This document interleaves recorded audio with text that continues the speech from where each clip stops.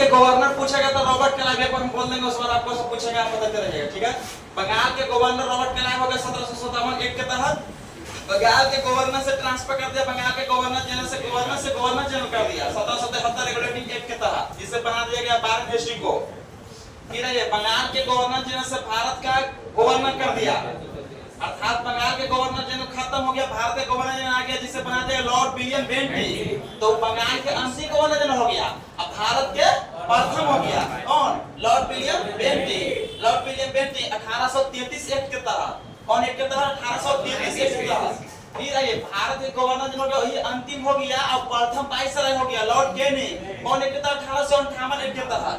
1858 act के तहत स्वतंत्र में पूछेगा गवर्नर जनरल तो माउंट बेटन। अब फिर भारतीय पूछेगा श्री राजगोपालाचारी क्या हुआ, सुन लीजिए। जब माउंट बेटन थे ना भारतीय गवर्नर स्वतंत्र के, तो क्या हुआ कि लंदन चल गया था, लंदन चल जाने के कारण सीट खाली हो गया था, सीट खाली होने के कारण इनके जगह पर भारतीय श्री राजगोपालाचारी आ गए थे, क्योंकि योग उस लेवल को उस समय ही थे ज्यादा पहले थे, महत्वाकांक्षा बहुत उस समय पक्का ब्रिटिश से ज्यादा इनका था, इसलिए श्री राजगोपालाचारी को बना दिया गया था। अब भारतीय पूछेगा श्री राजगोपालाचारी, स्वतंत्र पूछेगा तो माउंट बेटन। इससे 2-3 क्वेश्चन हर एग्जाम में रहता है, लगभग में तो नहीं हो रहेगा, कोई ठीक नहीं, लेकिन 2-3 क्वेश्चन पूछता था दरोगा में 2-3 बार पूछ दिया। चला आगे आओ, फिर एक बार देख लीजिए, चला एक बार रिवीजन कर लीजिए, स्टॉप करिए, ऐसी नहीं। ब्रिटिश ईस्ट इंडिया कंपनी का स्थापना हुआ था 16 ईस्वी में। आगे चल के 1742 ईस्वी में 17 बरस की उम्र में रॉबर्ट क्लाइव को ब्रिटिश ईस्ट इंडिया कंपनी के एक क्लर्क के पद पर इनको नियुक्त किया गया। 17 बरस की उम्र में 1742 ईस्वी में इनको क्लर्क के पद पर नियुक्त की गई, इनको रॉबर्ट क्लाइव को।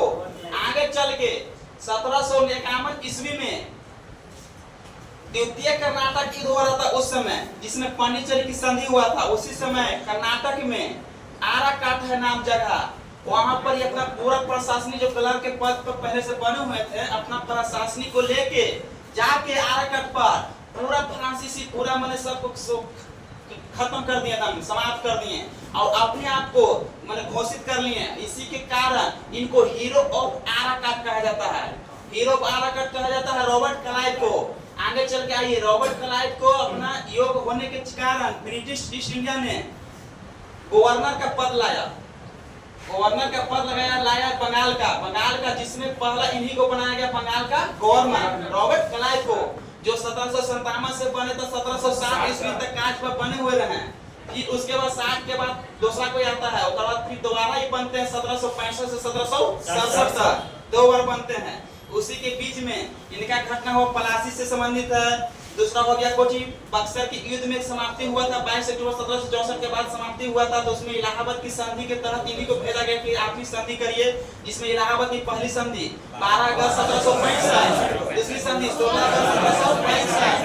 पहली संधि में इलाहाबाद की संधि में मुगल वंश के शाह आलम द्वितीय, और इधर से रॉबर्ट क्लाइव, दूसरा में सुजाउद्दौला, इधर से दोनों के बीच में संधि होता है, जिसमें पहला संधि में आपको हम बता चुके हैं बक्सर की युद्ध वाला में क्या हुआ था कि 26 लाख रुपया पेंशन के रूप में देता था, जिसमें बिहार उड़ीसा बंगाल सब किया था, बताए थे ना। तो इसमें बताइए कितना 26 लाख रुपया देता था।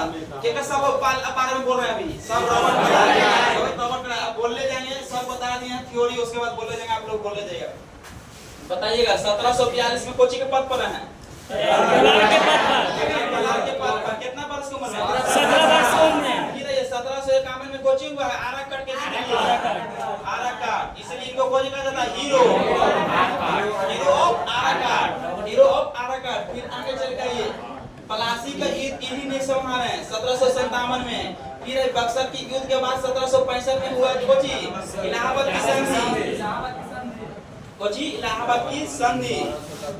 इलाहाबाद की संधि 12 अगस्त और 16 अगस्त 2 को हुआ था। फिर इसी के बीच में आइए फिर आवर कितना 65 से होलवा 67 तक, फिर आते हैं 1765 से 1767 तक। इन्हीं के बारे में है, इतने आपको ज्यादा नहीं है। जब इलाहाबाद की संधि के समाप्त हुआ था 12 अगस्त 1765 की, तो ओकर बाद जानते हैं 75 से 75 तक 1700 62 से 1772 तक तो वाइट सासा चलो पढ़ाओ पीडीएफ पढ़िए। हाँ बताइए बता देते हैं ना तो लोग क्या करें बता दो। इसी में जैसे बंगाल को रजास को करने के लिए रजास को पहले दीवान में कौन लाया था? मुर्शिद कुली। हाँ पहला दीवान कौन बना था? मुर्शिद कुली का 17 ईस्वी में, कब बना था? 17 ईस्वी में। लेकिन इस इनको ने दीवान उप दीवान नियुक्त किया था तीनों के। पहले ये बंगाल से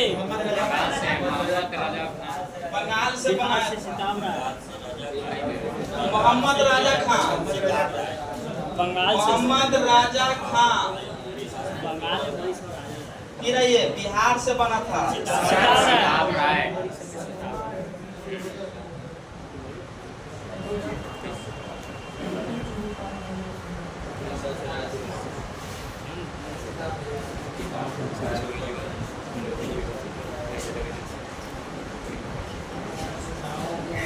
राय दुर्लभ। सब एक को नाम याद आता है। देखिए मोहम्मद राजा खान याद कर लीजिए तो राजा का नाम घुसाइए, खिताब रखा लेकिन राय यहाँ आ जाइए। किताब एक किताब लिखा हुआ तलाबी सा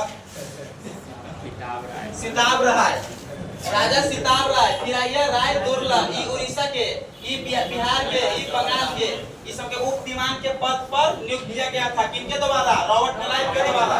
किनके द्वारा? रॉबर्ट क्लाइव के द्वारा। चलो इतने हम ज्यादा कुछ ना पूछना बता बोल दो पढ़ो पीडीएफ में। स्वर्ग से उत्पन्न सेना नायक सब पढ़ना पूछ ले वो स्टॉप कर लो। 1765 तक हो गया था रॉबर्ट क्लाइव दूसरा। फिर आए 1767 से 1769 गवर्नर था बारगेस्ट। इसी में सबसे बड़ा घटना है आंग्ल मैसूर युद्ध। सब अब कहानी थोड़ा सा सुन लीजिए। जानते हैं प्लासी युद्ध हुआ, बक्सर युद्ध हुआ, सब में भारत को हार की मुंह देखना पड़ रहा था सब में। लेकिन आंग्ल मैसूर युद्ध में यहाँ के थे हैदर अली शासक। हैदर अली ने आंग्ल मैसूर के पहला में 1767 उस समय गवर्नर था बंगाल के पहले ले जिनके में हरा दिया था। अर्थात हैदर अली की जीत हुई थी, ब्रिटिश की हार हुई थी। अब हार जाने के कारण आगे चल के मद्रास की संधि के तहत इस युद्ध को विराम दिया गया था। अर्थात पूछेगा कि बताइएगा आंग्ल मैसूर युद्ध पहला कब से कब? 1767 की संधि, मद्रास की संधि। इस समय गवर्नर बंगाल का कौन था? बारगेस्ट। फिर आइए 1769 यही एगो फिर है एकरा बीच में आपको ज्यादा नहीं है। आइए फिर काफिया के 1769 से 1772 इसमें क्या होता है सुन लीजिए। 71 भी कभी देता 72 भी देख लीजिए। 1769 से मेन जान लीजिए। इसमें क्या हुआ था ना कि भयानक बंगाल में इतना काल आ गया था ना कि एकदम खाने पीने का भी बहुत दिक्कत हो रहा था। भयंकर हाल था का स्थिति बहुत खराब था खाना का। अरे मेरे रजास का दम पूरा खाली हो गया था खाने पीने का। तब 1770 में, इसलिए 1770 को बोला जाता है आधुनिक भी बोला जाता है। आधुनिक भारत का अकाल बोला जाता है। आधुनिक भारत का बंगाल बोला के बोला जाता है। बंगाल आधुनिक भारत का अकाल कब? 1770 में। 1770 में इस समय कौन थे? काटिया थे। कौन थे? काटिया थे। प्रथम काल कब आया? 1770। कहाँ में? बंगाल में। कहाँ में? बंगाल में। कहाँ में? बंगाल में। आधुनिक भारत का अकाल इसी को बोला जाता है। 1770 में सबसे भयानक अकाल उस अभी तक नहीं आया पूरा बंगाल में, प्रांत में, चाहे कहूँ भी मान लीजिए। इसीलिए आधुनिक भारत का अकाल इसी को बोला जाता है। बिहार में 1934 में भूकंप आया था। पहले भूकंप का काल ना भूकंप आया था। काटिया कितना हो गया? फिर ये 67 से 69 पढ़े लेस्ट के इसके बीच में 1767 से 1769 कौन? आंग्ल मैसूर युद्ध। कौन की संधि? काटिया 1769 से 1772 इसके प्रथम अकाल आया था कब? 1770 बंगाल में। इसलिए इसको क्या चीज बोला जाता है? आधुनिक भारत का अकाल बोला जाता है। चलो इतना तक हो गया। फिर अगर बात जानते क्या हुआ था? नाम कुमार के ब्राह्मण था। जानते हैं उसको झूठा आरोप लगा के गलत गलत फंसा के उसे फांसी की सजा दे दिया था। बहुत गलत हुआ था, बहुत दर्दनाक घटना है। नंद कुमार था ना, एक ब्राह्मण था। उसको जानते गलत नहीं था, फिर भी उसको पॉलिटिक्स मैंने कुछ भी समझिए उसको फंसा उसा के उसको फांसी पर सजा उतार दिया गया था, फांसी दिला दिया गया था। किनको? नंद कुमार को। सर एल्जा इम्पे था उसका अध्यक्षता कर रहा था। अर्थात सुप्रीम कोर्ट का मुख्य न्यायाधीश कौन? Sir Elijah Impey. इन्हीं में 1775 से 1782 में आंग्ल मराठा युद्ध हुआ था। पहला आंग्ल मराठा 1775 से 1782 में हुआ। फिर द्वितीय आंग्ल मैसूर युद्ध हुआ 1780 से 1784। द्वितीय आंग्ल मैसूर युद्ध का हुआ 1780 से 1784। अब प्रथम आंग्ल मराठा युद्ध का हुआ 1775 से 1782। प्रथम आंग्ल मराठा युद्ध है मराठा। आई हो गया कौन आंग्ल मैसूर दूसरा इसमें कोची का संधि मंगलौर की संधि। इसी के बीच में हैदर अली 1782 में मर जाता है, उसके बाद टीपू सुल्तान नेतृत्व कर लेता है। समझे इतना तो हो गया आगे ही इतना तो खोल वाले एक हीरा बात।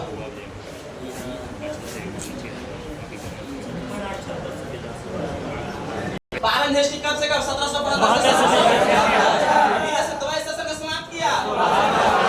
1772 से 73 कोची के पद पर बंगाल के गवर्नर गांधी गवर्नर जीरा दवाई शासन का समाप्त किया 1772। जीरा बोर्ड ऑफ रेवेन्यू की स्थापना 1772। जीरा चुंगी 5 जगह पर स्थापित किया पटना खजाना को मुर्शिदाबाद से क्या कर दिया कोलकाता। 1774 से 1785 तक बंगाल के गवर्नर जनरल के पद पर हैं। अब कौन एक कितना 1773 के 1775 से 1782 इनके के बीच में आंग्ल मराठा युद्ध हुआ था। कौन युद्ध हुआ था आंग्ल मराठा युद्ध। कब से कब 1775 से 1782 प्रथम आंग्ल मराठा युद्ध हुआ था। फिर इन्हीं के कार्यकाल में 1780 से 1784 जो आंग्ल मैसूर युद्ध थी। पहला युद्ध क्या में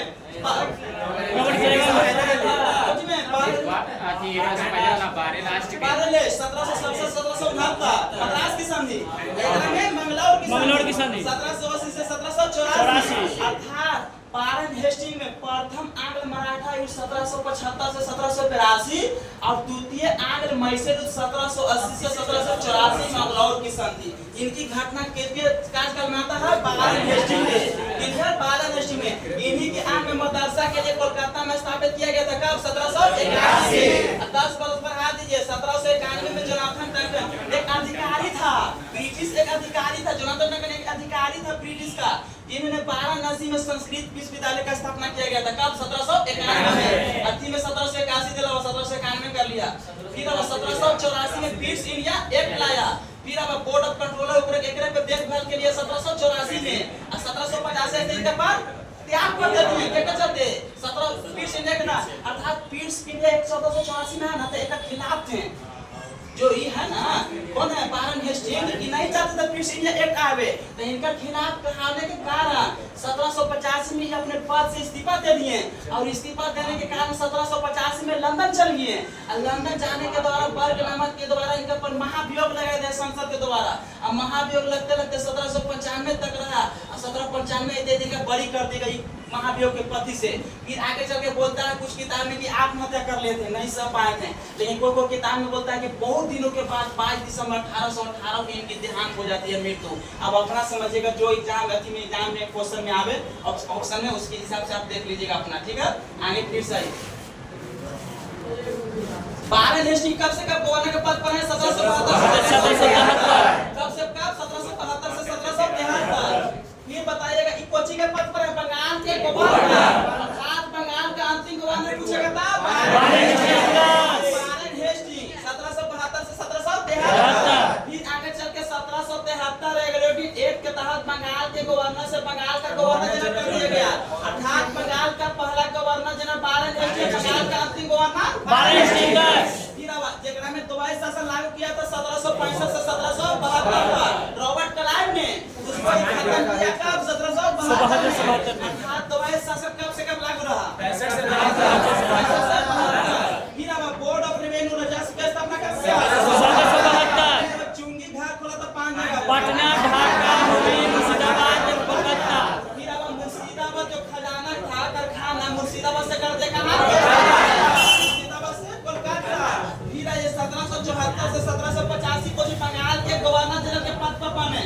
1774 से 1785 को जी के पद पर बंगाल के फिर अब इन्हीं के समय में प्रथम आंग्ल मराठा युद्ध हुआ था 1775 से 1782 कब से कब 1775 से 1782। अब इन्हीं के द्वितीय आंग्ल मैसूर युद्ध हुआ था 1780 से 1784 को जी के संधि मंगलौर की संधि। फिर आगे चल गया हुआ 1781 86 में कलकत्ता में मदरसा स्थापित किया गया था, किसके लेकर? मुस्लिम को लेकर शिक्षा देने के लिए। कहाँ में? कलकत्ता में। कब? 1781। 10 वर्ष के बाद 1791 में जोनाथन डंकन एक अधिकारी था, ब्रिटिश एक अधिकारी था जोनाथन डंकन के द्वारा वाराणसी में 1791 में संस्कृत विश्वविद्यालय का स्थापना किया गया। कहाँ में? वाराणसी में। कब? 1791। किसके द्वारा? जोनाथन डंकन के द्वारा।